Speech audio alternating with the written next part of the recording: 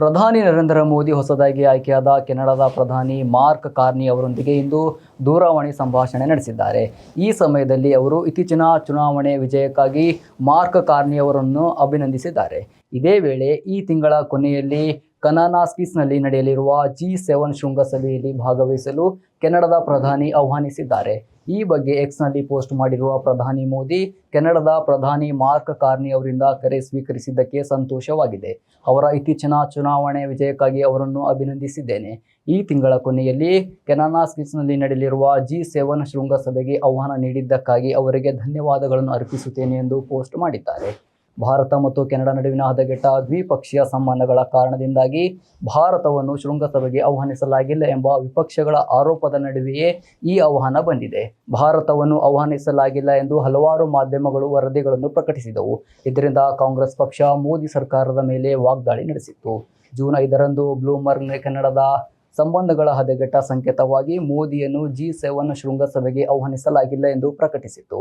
ದೆಹಲಿಯಲ್ಲಿ ಹೆಸರಿಸಿದ ಅಧಿಕಾರಿಗಳನ್ನು ಉಲ್ಲೇಖಿಸಿ ವರದಿಯು ಭಾರತದ ಪ್ರಧಾನಿಗೆ ಶೃಂಗಸಭೆಗೆ ಆಹ್ವಾನ ಬಂದಿಲ್ಲ ಎಂದು ಹೇಳಿಕೊಂಡಿತ್ತು.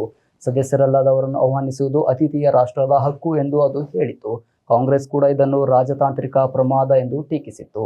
ಜನರಿಂದ ಜನರಿಗೆ ಆಳವಾಗಿ ಸಂಬಂಧಗಳಿಂದ ಬದ್ಧವಾಗಿರುವ ರೋಮಾಂಚಕ ಪ್ರಜಾಪ್ರಭುತ್ವ ರಾಷ್ಟ್ರಗಳಾದ ಭಾರತ ಮತ್ತು ಕೆನಡಾ ಪರಸ್ಪರ ಗೌರವದ ಆಸಕ್ತಿಗಳಿಂದ ಮಾರ್ಗದರ್ಶಿಸಲ್ಪಟ್ಟ ನವೀಕೃತ ಚೈತನ್ಯದೊಂದಿಗೆ ಒಟ್ಟಾಗಿ ಕೆಲಸ ಮಾಡುತ್ತಿವೆ.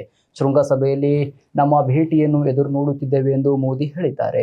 ಪ್ರಧಾನಿ ಮಾರ್ಕ್ ಕಾರ್ನಿ ನೇತೃತ್ವದ ಕೆನಡಾ ಸರ್ಕಾರವು ಜೂನ್ 15-17ರಂದು ಆಲ್ಬರ್ಟಾದ ಕೆನನಾಸ್ನಲ್ಲಿ ರೆಸಾರ್ಟ್ನಲ್ಲಿ ಈ ವರ್ಷದ G7 ಶೃಂಗಸಭೆಯನ್ನು ಆಯೋಜಿಸಲು ಸಜ್ಜಾಗಿದೆ. ಕೆನಡಾದ ಕೆನನಾಸ್ನಲ್ಲಿ ನಡೆಯಲಿರುವ G7 ಶೃಂಗಸಭೆಯು ಪಟ್ಟಣವು 2ನೇ ಬಾರಿಗೆ ಜಾಗತಿಕ ಸಭೆಯನ್ನು ಆಯೋಜಿಸಲಿದೆ. ಮೊದಲನೆಯದು 2002ರಲ್ಲಿ ನಡೆದಿತ್ತು. ಈ ವರ್ಷದ ಶೃಂಗಸಭೆಯು G7ನ 50ನೇ ವಾರ್ಷಿಕೋತ್ಸವದೊಂದಿಗೆ ಹೊಂದಿಕೆಯಾಗುವುದರಿಂದ ವಿಶೇಷವಾಗಿ ಮಹತ್ವದಾಗಿದೆ.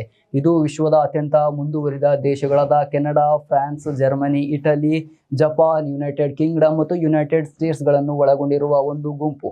ಇದಲ್ಲದೆ ಯುರೋಪಿಯನ್ ಒಕ್ಕೂಟವು ಇಲ್ಲಿ ಚರ್ಚೆಗಳಲ್ಲಿ ಭಾಗವಹಿಸುತ್ತದೆ. ಕೆನಡಾದ ನೆಲದಲ್ಲಿ ಸಿಖ್ ಪ್ರತ್ಯೇಕವಾದಿಯ ಹತ್ಯೆಯ ಬಗ್ಗೆ ಹೆಚ್ಚುತ್ತಿರುವ ಉದ್ವಿಗ್ನತೆಯ ನಡುವೆ ಭಾರತ ಮತ್ತು ಕೆನಡಾ ಎರಡೂ ದೇಶಗಳು ತಮ್ಮ ಉನ್ನತ ರಾಜತಾಂತ್ರಿಕರನ್ನು ಹೊರಹಾಕಿದ್ದರಿಂದ ಜಸ್ಟಿನ್ ಟ್ರೂಡೋ ಅವರ ಆಡಳಿತದಲ್ಲಿ ಭಾರತ-ಕೆನಡಾ ದ್ವಿಪಕ್ಷೀಯ ಸಂಬಂಧವು ಹದಗೆಟ್ಟಿತು. ಆದರೆ ಕೆನಡಾದ ಹೊಸ ಪ್ರಧಾನಿ ಮಾರ್ಕ್ ಕಾರ್ನಿ ಅವರ ನಾಯಕತ್ವದಲ್ಲಿ ದ್ವಿಪಕ್ಷೀಯ ಸಂಬಂಧವು ಈಗ ಸುಧಾರಿಸುವ ಸಾಧ್ಯತೆ ಇದೆ.